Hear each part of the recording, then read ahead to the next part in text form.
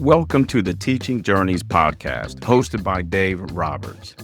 Humanity possesses a unique skill, the ability to pass knowledge from one generation to the next. This podcast embraces that ability, offering learning opportunities through conversations with extraordinary guests. Dave aims to leave a positive mark on individuals around the world. So before you dive into today's episode, please share this podcast with your network, including friends, family, and colleagues. And please consider leaving a rating or review. Your support makes all the difference.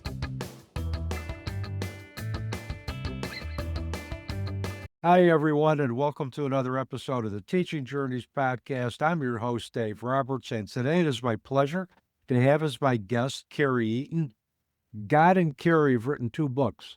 Walking in the Fullness of Joy and Faith Without Borders is their second book that will be out later this year.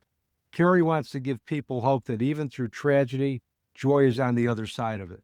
Carrie, welcome to the Teaching Journeys podcast. It's a pleasure having you on the program today. Thank you, Dave. I'm so happy to be here. Thank you for having me. I appreciate the opportunity. You're welcome, man. You got quite a story. I would say it's even a miracle that you're probably sitting here talking to me today. I agree. And I'm always grateful for miracles. And I know we're going to get into that because I know God has been a big part of your journey. Your faith has been a big part of your journey. And I know recapturing that or rekindling that has gotten you to this point. So I'm anxious to hear about that. But my first question for you is tell our audience about the major experience or experiences in your life that have shaped who you are today. I'd have to say, when I lost my 3-year-old daughter in 1995, that shook me to my core, for sure. I didn't ever blame God for what happened to her. I know who was behind it because we do have an enemy, and he only comes to kill, steal, and destroy. But Jesus came to give us life and more abundantly to the full and overflowing. And I had a really hard time for a long time trying to navigate my way through things. I had two younger daughters. They were 6 and 9 at the time. And it was hard. We grieved as a family. We grieved on our own. We were in therapy together. They had their own, I had mine. And it really helped us a lot. But I needed only what God could do because I was so deep in the grief for so long. And I didn't know how to pull myself out of it. I'm a very positive person. I'm very outgoing. But this shut me down. I could barely function. I took care of my children the way that a mother does. I wanted to try to keep their life as normal as possible, even with what happened to Chelsea. But this was a very defining moment for me. Probably about 2.5 years after Chelsea passed away, I did not see color at all. Everything was gray or black and white. That's it. And I was at her gravesite one day and I looked up and the sky was blue and the grass was green and the flowers were blooming all around me. It was just simply beautiful. And I asked God, where have I been? And he said, Carrie, you've been in the darkest pit of your entire life. But now I'm here to pull you out of it. And he picked me up. He's carried me for years. He gave me the strength to go on. There was a point in my life where I didn't care if I lived or died. I mean, if I was going to be this sad all the time, I didn't want to be here. Honestly, I did not. And I lived very recklessly. Looking back, it's a miracle that I am sitting here before you today. But God had a plan for my life. And I'm so happy that I can give people hope because there is joy on the other side of tragedy. It's hard. I mean, I miss her. I'm going to continue to miss her until I'm back together with her when I go to heaven. But I have hope. Hope is an accelerated expectation that God will do something great for me at any moment of the day or night. And I know that I'm going to see her again. About 5 years later, I got really sick and almost died. Well, actually, I did die a couple of times, but I came back. And I went to a part of heaven. And it was this long, narrow, like a hallway, but it was very bright, very beautiful, oh, beautiful. I saw pink clouds, white clouds, different color pink clouds. And I was walking. I don't know how long I was walking, but all of a sudden I heard my daddy and my baby Chelsea laughing. And I was like, oh, and that helped me so much because I didn't know as a mom, I wasn't there at the time of the accident. And I was I asked God a lot, did she feel anything? Did she know what was going on? And he said, no. She went to sleep here and she woke up in my arms. And I love that. It was such a horrific accident. And when I heard her laughing, that just settled everything down. And God said, well, now you got to go back. I said, I don't want to go back. He said, no, you have 2 daughters to raise. You have to go help them. I said, okay. So I did. And what a story out of that. It's crazy. I died on the operating table, like I said, twice at least. And it was such a profound moment in my life that people wonder if there's a heaven. Oh, there is, most definitely. And God is real. He showed up and showed out in my life, my entire life. I got saved when I was 16 and didn't get serious with him till probably in my 20s. But God has put me in such a wonderful place right now. The last 3.5 years, I've never been this close to God in my life. Never. And He showed me so many wonderful things. And He showed me how big He is. He's bigger than the highest mountain in the world. And He had a blue robe on with a white sash, and He was walking through the mountains. And I could see Him. I could see His sandals as He was walking. And He said, now you know how big I am. I can do anything. There's nothing I cannot do. And God can do everything and anything but fail. He will never fail you. He will never leave you, forsake you, abandon you, walk away from you. And I tell Him every day, thank you for not ever giving up on me. Because the enemy thought he was going to take me out with taking my daughter. Because he knew the potential that I had, and to be able to sit here and reminisce on the good things, all the things that He's done for me. And He has that time whenever I'm going to see my daughter again, whether it's the second coming of Christ or whenever I go to heaven. But I know where I'm going, and it's such peace. And I've never had this kind of peace in my life. There, even in the chaos, even when things are hard, or when the seasons are long, and it's so good to have Jesus's peace that He bequeaths to us. And I'm in a season right now, and then I call it the desert. But God said, and I tell Him every day, you've made streams in the desert for me and highways in the seas. And He told me a few weeks ago, Carrie, He said, this desert is not punishment, it's refinement. Because your faith isn't proven until it's been through the fire. And I'm just like, man, that's right. We have to go through hard things. We have to learn. We have to grow. We have to learn to depend, rely, and lean only on Him. He's got all of us in the palm of His hands. And it's so reassuring to me to know that He's always there. He hears everything, He sees everything, He knows everything. There's nothing that you can hide from Him, nothing is hidden from Him. And I just love His nature, His character. He's so generous, He's so kind, He's so loving. He's such a loving Father. And He wants to bless us. He wants to heal us. He wants to give us good things. And I'll tell you, in times of tragedy, catastrophic loss like you went through with Chelsea, we have to somehow reclaim our faith. We have to rekindle our faith, whether it's in God, it's in another deity based on somebody else's religion, it's in a universal life force energy. Somehow we have to have that faith. And I also take it that when you weren't able to see color, then all of a sudden you saw color. You were talking to God and you heard His voice. Am I correct in assuming this? Okay. And you're not the first one I've talked to on this podcast who has heard the voice of God. Yeah. I've had a couple of other individuals who have heard the voice of God. And I don't know if you've heard of Neil Donald Walsh, but he's written Conversations with God, Friendship with God. And he was at his depths of despair. And I think he asked the question, is God, why am I still here? And he heard the voice of God. And since then, he was able to connect with Him and literally have conversations with Him. So this has happened. And the other thing with what you described as leaving your body, near-death experiences have been documented since the late 1800s. Right. Okay. Right. So what you experienced was a leaving of your body. You went through a dark tunnel into this bright light. You were in a place of eternal bliss and happiness. You saw the supreme being of all supreme beings, which is God. You wanted to stay with your father and your daughter, but He said, hey, it's not your time. And that's very consistent with what happens with near-death experiences. It's like you get there, it's like, I'm going to show you a lot while you're here. I'm going to teach you while you're here, but you have to go back and complete your mission.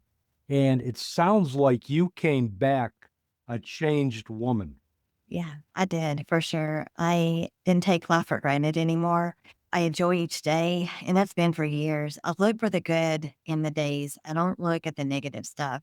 The world is so negative and so dark. And I want to be that bright light for people. I want to be the hands and feet of Jesus and set that example. I'm not perfect. I make mistakes. I do things wrong, but I love God. And I have such a grateful and thankful heart towards Him because of all what He's done for me, is doing, has done, will do. God is unlimited.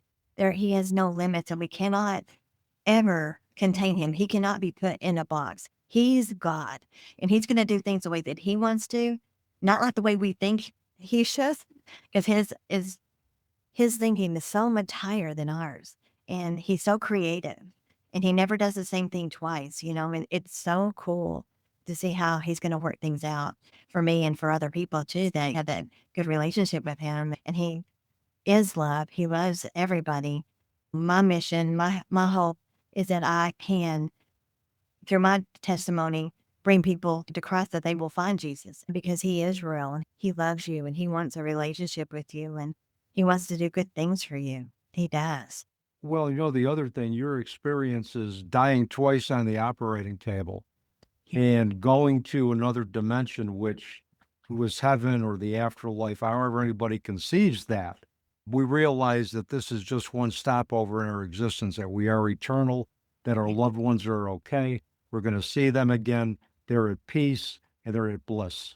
Yes, exactly. I mean, it gives me something to look forward to because I know what's on the other side.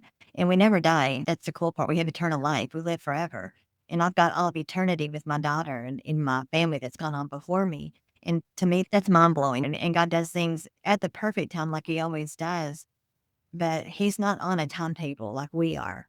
And whenever I'm asking for things or asking for help, I tell Him, my times are in your hands. I know that you're going to move at the perfect time for everybody. Because if you try to move before, sometimes, especially with people, they are not ready to receive it. And it may not be time. And just because if you had a prayer that hasn't been answered yet, it doesn't mean it's a no. It may not be the right time. Yeah, absolutely. And it's like with anything with grief, what may be the wrong time for us to be open to a different perspective may be the right time later on. It just depends on where we are. Sure. Um, Tell our audience about your daughter, Chelsea. I know she was at 3.5 when she died. She was 3, just Three, turned, yeah, just turned 3. So tell our audience what you'd like us to know about your daughter, Chelsea, what you remember most about her, what you love about her. uh, she is a beautiful little redhead, blue-eyed baby. She she is the epitome of joy. She was always so happy, always laughing, always giggling, just loved everybody. And she liked to eat. She was a little bitty girl, but she loved to eat. And she loved everything. There's not anything she didn't like. She used to, which I was, when she was little, she liked butter. And I had sticks in the butter. Well, she got one out and peeled it like a banana and ate it. And I'm just like, oh, but it didn't hurt her. She just liked it. My brother did the same thing. And, she's just so full of life. And her little eyes would just dance when she laughed or she smiled. That she loved her sisters so much. And she looked up to them. She ran after them. I mean, she walked at 9 months old because she wanted to be with the big girl. She wanted to play with them and run with them. So she did. And just the great memories when she was born. She was my baby. She was my last one. And I think I enjoyed the time more with her because I knew she was going to be my last one. My other 2 girls were great too. They wonderful. All 3 of them great, great, great babies. And as they got bigger, but she's just so peaceful. She was so easygoing, even in the beginning when I first brought her home. And she loved to cuddle and she loved for me to read her stories. And we used to play together all the time. Her sisters were a little bit older, so they were in school, and we had almost the whole day, just me and her. And we would do whatever she wanted. Go play outside, go to the park, color, draw, whatever she wanted. And I miss those times, but I also know that it's all going to come full circle. As a 3-year old, she made such an impact on everybody who knew her. She made an impact on them because she was so happy and so loving and just so smiley all the time. Just a sweet, sweet baby. Sounds like is the epitome of unconditional love. Yes, she is. Exactly right. And it's not the length of a life, it's the impact that that person has, regardless of how young or old, that matters. And I know I can say that 23 years since my daughter's death, and it's been like, what, 31 almost for you. Yes. Time has a way of having us look back and put some perspective on things and some, some clarity to things that we didn't have in the beginning. But with that, I Chelsea died in 1995. Give our audience like an idea of what your grief was like in 1995 and what it's like now. It's kind of like an evolution of grief that I'd be interested in. When I found out, I was in shock for a while, just kind of walking through the motions type thing. When I heard she died, I just collapsed to the ground. My kids, my whole world, I love them. And for her to be taken so abruptly, it was hard because she was never sick, anything like that. But it was hard for me to wrap my mind around that she was here yesterday, but now she's gone. And I think the last day that we had together, it was so wonderful. Her sister was going to have a birthday that weekend, and we spent some time together. And I bought some cupcakes for her class and stuff. And Chelsea got one. She said she wanted one, so I gave it to her. And I've never seen a kid enjoy a cupcake more than she did that day.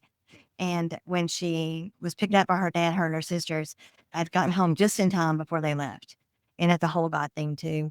I gave my girls, the older two, all hugs and stuff. And then I got to Chelsea, and she held on to me longer than she normally did. And looking back on it now, I think that that was her goodbye to me. And when I got to the hospitals, we were in Odessa at the time, and then she was in Lubbock, Texas. That's where her dad lived. And so I got there at the hospital, and I walked in, and the nurses said, "We have her ready for you." And I'm like, I can't go back there. And I just didn't want to remember her like that. Because once you see something, you cannot unsee it. And I did not want to remember my baby with all the tubes and all the things coming out of her when they were trying to save her. I couldn't deal with it. And I think the first few days I was so numb. I was just like walking around like a zombie almost. I've never been like that in my life. And as the weeks passed, it was just, I was in it. I mean, I would get up or just cry. First thing I woke up, I just started crying because I missed her so much, because that was our time together in the mornings. And I would just weep, I mean, for hours, hours and hours. And I felt hopeless. I felt like nobody in my family knew what to do with me because we never lost a child before. Nobody knew what to say to me or what to do with me or how to help me. But they did the best they could, and I know that. And I never held a grudge or anything like that. You don't know what you're going to do until you're in it. And all that grief and all that hurt and all that sorrow. And I knew who was behind it. And I told God, I said, I want to pay for what he's done to me and my family. You say you'll pay double for our trouble. I want double back to what he took from me. And God's done that through healing and being here with me and comforting me and giving me a reason to live.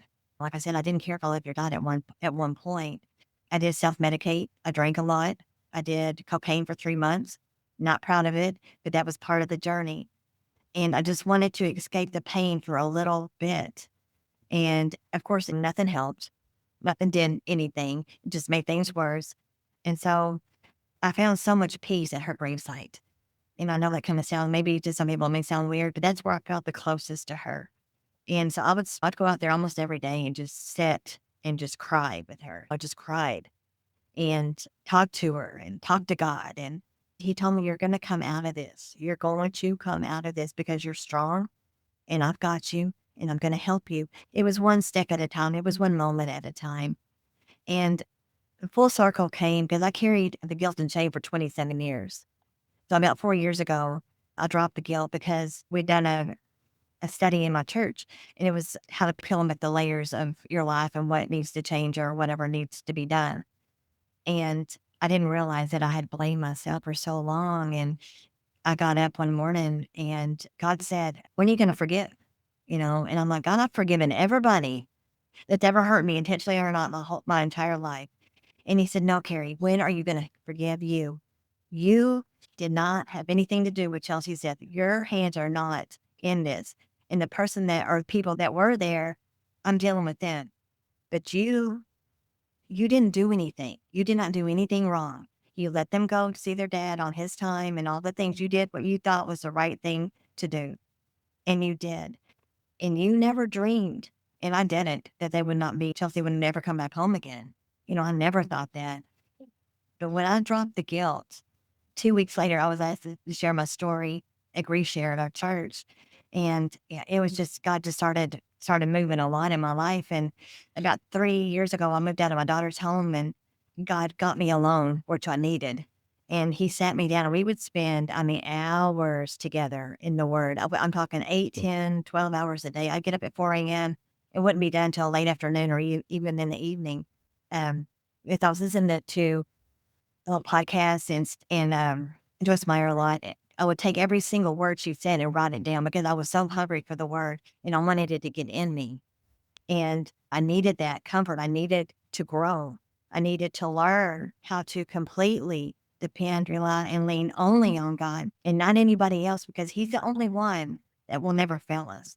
And he had to show me that. And then he said, this time that we've had together, I'm going to teach you so many things. And looking back, it is crazy. I see his handprints all over my life and how he brought me to complete joy, because he asked me to do this book about 2 years ago in 2024. In 2025, Palm Sunday, I sat down and we started writing.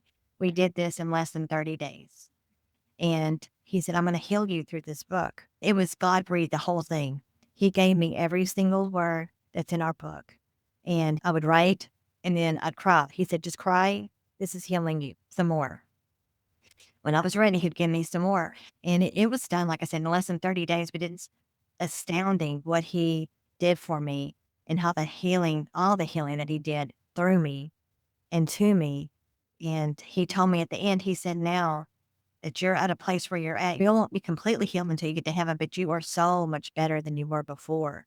And now you're going to be able to bring somebody through these doors that I've taken you through. And you're going to be able to help them because you are living, breathing testimony. You're going to help so many people by your story, by our journey, all the things in our books. And it's such a character of God that he wants that intimate, personal, close-up relationship. And I could hear him whisper the words in my ear. I could hear him. And it's so incredible to me how he heals us and helps others at the same time. Because he said, whenever you see that girl who's grieving, you're going to recognize her immediately because that used to be you because you were so deep in it. And I'm like, okay, well, and it's one of the reasons why I'm here. I know that. I know I have purpose, and this isn't the end. This is just the beginning. He's going to do more than I could ever dream, think, or imagine. And it's so crazy that for years I bought into the what if lies. What if you didn't let her go? What if you had done this or that? And the enemy came against me every single day, and I bought into it for years until God said, okay, it's enough. And that's when, after 27 years, about 4 years ago, when he pulled me out, he said, it's enough. And I was in such a deep depression for so long. But now that he pulled me out of it and he's got me on solid ground, his foundation, I'm on his rock, and I can stand firm and knowing that he's got me regardless. It doesn't matter what any season looks like, any situation, any feeling, any circumstance. It doesn't matter. God's in control of all of it, and he will help anybody and everybody that will call upon his name, and he will, because I'm living proof. I cry out to him all the time. God, I need you. I need your help. I need to make it through this day. I need you to help me do everything that you want me to do and do it the way that you want me to do. Not what I want to do, but your will be done, not mine. And I just love how he takes it and he runs with it. He wants obedience. Obedience is the highest form of spiritual warfare that there is. And I love that. He gave that to me a few months ago, and I love that so much. Well, and yeah, it's obedience in terms of just have faith in the greater plan and just don't try to control what you can't control. That's right. And it's the other thing with that I heard is that obviously you went through all the physical changes, the psychological changes, the emotional pain of grief, And then you progress to the point where, again, you rekindled your faith in God. You were always also maintaining a connection with Chelsea by going to her grave. You were talking to her, so that relationship was intact. Then you develop your relationship with God, which got you really out of the depths of grief. And, the thing is, you mentioned about the what ifs, the what if I did this differently? What if I didn't let her go with her father that day? I mean, we all put ourselves through that for different reasons, regardless of the cause of death. For me, my daughter died of cancer. And what happened is I said, geez, what if I helped her recognize the signs sooner? What if I got into her clinical trial? But Carrie, it wasn't meant to be. She lived life on her terms and she died on her terms.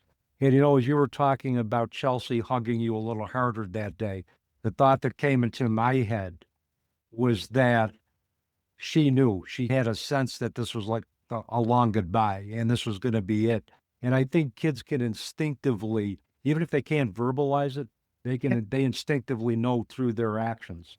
Yeah.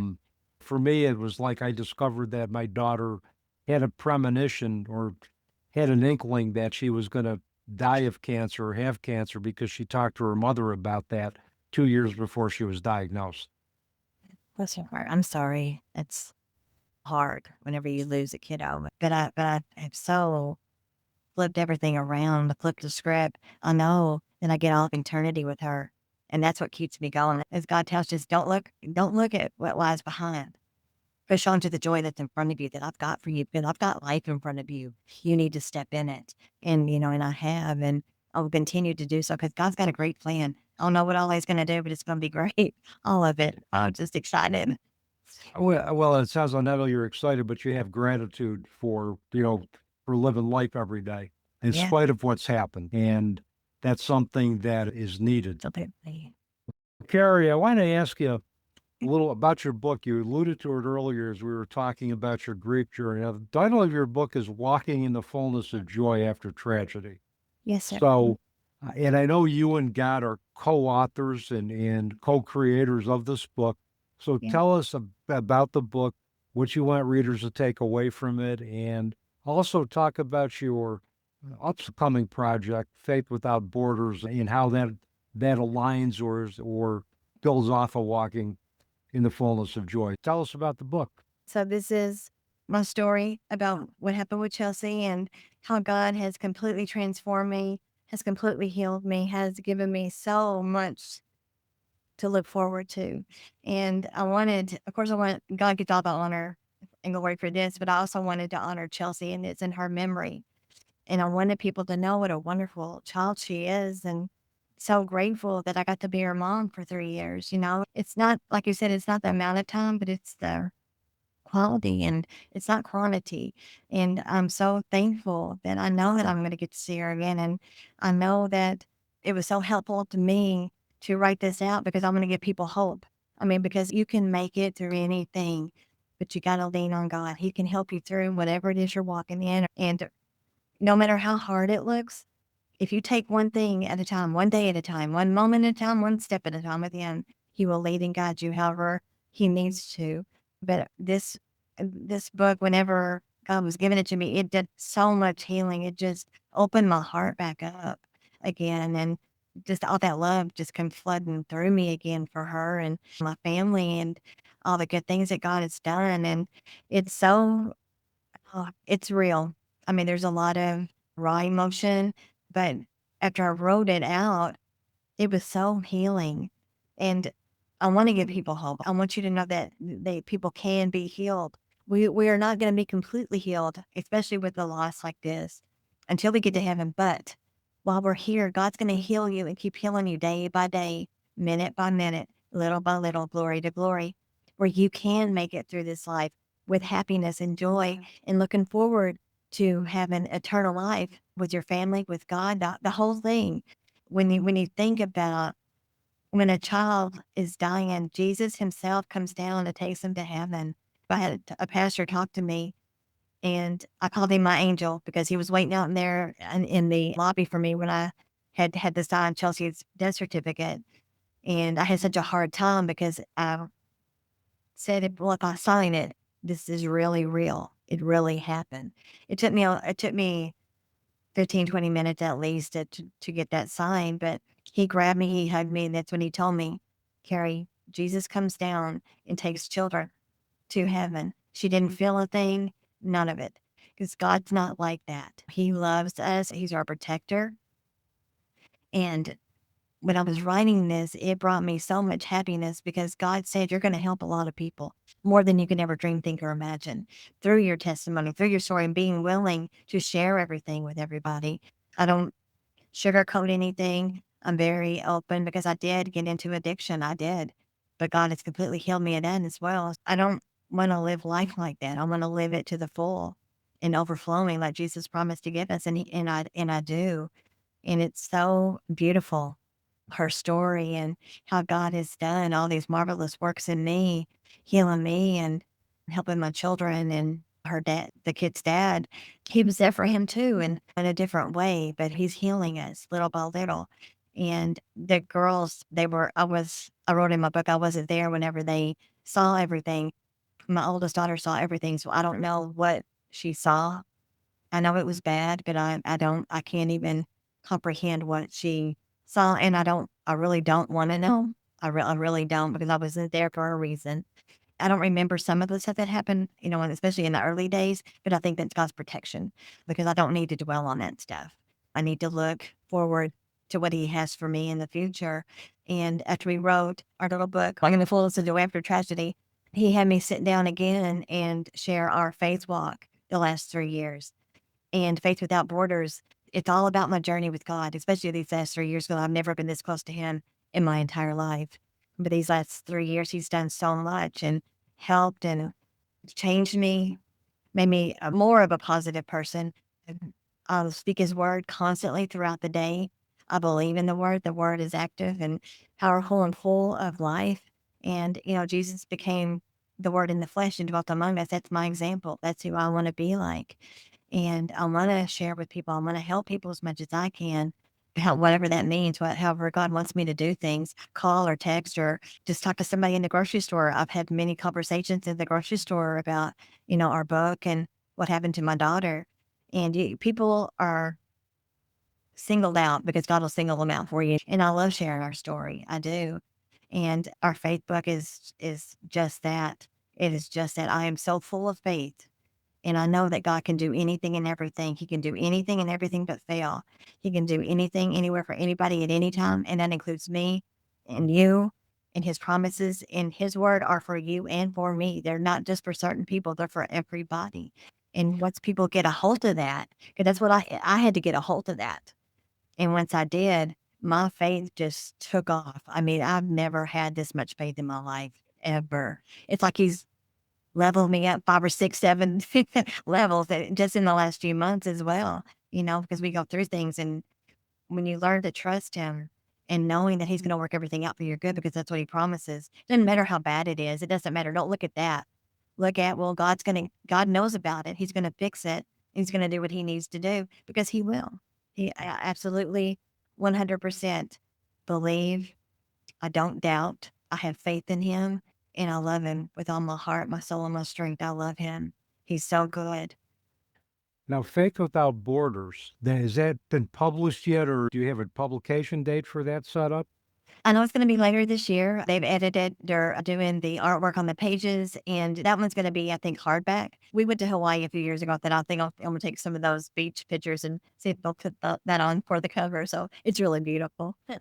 Oh, I'm sure it is. And the book sounds like the Walking in the Fullness of Joy After Tragedy and Faith Without Borders. It's almost like the first book really talks about your grief journey, the pain of that, how you got through that. And now the second book is kind of like later grief, where you're talking about how you've embraced your faith, how you've embraced God, and how that's allowed you to find peace in your life in spite of what's happened. That's right. Exactly right. And so happy. I'm content. I'm happy. And it doesn't take a lot to make me happy, but having a grateful and thankful heart, because I thank God every single day for everything that He's given us. He put us in a brand new house in 2024. And He said, I reward those who diligently seek me out.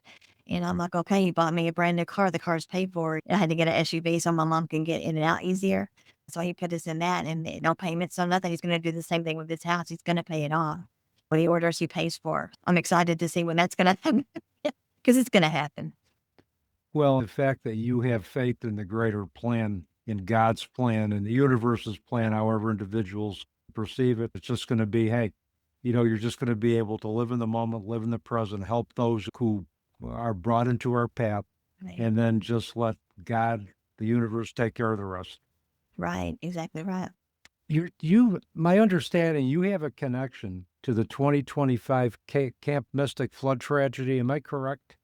A little bit, yeah. And it's I'm trying to what I want to do. This is a little bit of a project. I want to do it before next month if possible.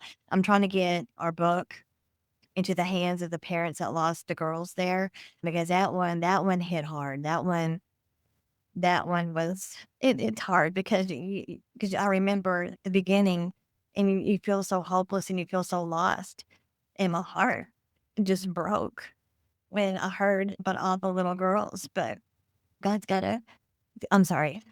God's got a Okay. bigger plan, and he knows how to meet you where you're at in your grief and those families that were affected. And it's just it was so heartbreaking to me. And just suddenly, all of a sudden, they're gone and swept away and all the things. But God has a greater plan. And I know that the parents that went through it, I know it's hard, but they didn't suffer. God won't allow it. He would not do that, especially to little kids. He's got a special heart for children. And my understanding is that the children were fairly young. Yes, they were. I'm thinking maybe 10 or 12 was the oldest, maybe, but they were littler too. And it's a summer camp, and we send our kids to summer camp every summer. You never think a tragedy like this could have happened, but there will be testimonies coming out of this tragedy because that's how God works. Good will come out of it. Yeah, when you're in it, it's hard. You can't breathe. You feel hopeless. You feel like you can't get up another day, but God gives you the strength to do it. And there will be good things that come out of this. I don't know what, but God does, and I trust that. And people who the parents and the siblings that they lost their little sisters or in their, kids and stuff, they're going to be able to be a testimony just like I am. They'll be able to share at some point. Yeah, and I'll just continue to hold positive thoughts and prayers that, that everything will come out, that there will be justice that are served for those families. And, Carrie, for me, it's like I've already experienced the unthinkable as a parent, and so have you. Whenever I see other parents in pain, we have that, it's not that shared empathy, even though we don't know them, because we know what they're going through because we've been there. And it's an emotional experience where we're going to cry. And, if you never with me ever have to apologize for crying because it's what you've gone through and being in that area with, with the Camp Mystic flood and being connected because of your own experiences and wanting to help. It's emotional, and we need to be able to shed tears and not apologize for it. So, I thank you for being able to be vulnerable enough where you could share those tears very openly. So I appreciate the trust in my platform to do that. Thank you. I want to help in any way that I can. I pray for them, the parents, and their siblings, everybody that's been affected. I pray for them and say that there will be healing that comes out of this for sure. There will be great healing. I know that. In time, there will be. And time is relative when we're talking about tragedies of this proportion and the death of a child or any other catastrophic loss that happens to befall us. And I think you mentioned this earlier in the program. We are going to have our set of challenges that are going to be placed in front of us, and the quality of our life is dictated by how we respond to those challenges and what we do as a result of that. So, Right. I want to ask you another question, totally off track, but by surprise question for you.